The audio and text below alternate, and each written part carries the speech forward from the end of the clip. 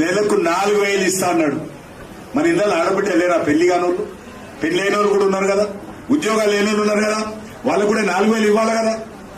ఎలక్షన్ల ముందు ఒక మాట, ఇది సింగపూర్ లాగా చేసిన, ఇది వాషింగ్టన్ లాగా చేసిన, ఇది న్యూయార్క్ లాగా చేసిన, ఇది ఇస్తాంబుల్ లాగా చేసిన. కేసీఆర్ ఒక్క రోజు వచ్చి 2 గంటలు దించాడు. ఒక్కరు కూడా డబుల్ బెడ్రూమ్ వేయలేదు. 10 ఏళ్ళు ముఖ్యమంత్రిగా ఉండే కేసీఆర్ 2 ఏళ్ళు వచ్చాడు. అట్లా మహిళలకి ఈజీ అన్నమాట మాట్లాడడం. ఈ బొట్టు కార్యక్రమాన్ని మనం అంతా కూడా మనకి పాంప్లెట్స్ ఇస్తారు. ఫస్ట్ పట్టుకెళ్ళి అది మనం చదవాలి, 4-5 సార్లు చదవాలి. చదివి అది పాయింట్స్ కూడా నోట్ చేసుకోవాలి. 10 సార్లు చదివితే అంత, ఒకసారి నోట్ చేసుకుంటే అంత.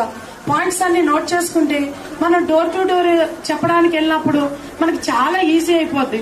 మనం తిరుగుతుంటే సోషల్ మీడియా వాళ్ళు వస్తున్నారు, ఈ మధ్య వాళ్ళు ఎక్కువైపోయినారు, టక్కన మనం 4 మాటలు మాట్లాడగలుగుతాము.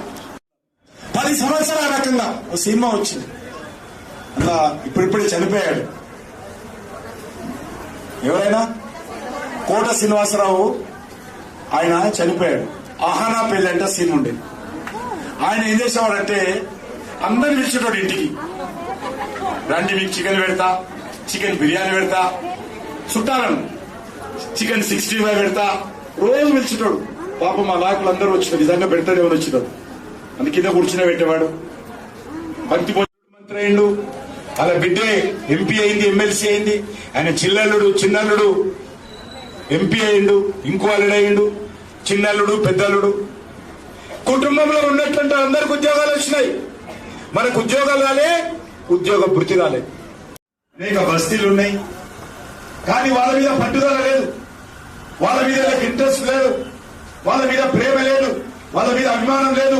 వాళ్ళ పక్కన ఏ రకంగా చెత్త కుప్ప ఉంది, ఎంత కంపు ఉంటుంది, వీధి లైట్ వెలగకుండా 2 సంవత్సరాలై. కేసీఆర్ పోయి ఫామ్ హౌస్ లో వండుకున్నాడు. రేవంత్ రెడ్డి వచ్చిన తర్వాత ఈ 2 సంవత్సరాలలో కూడా ఏమీ చేయలేదు.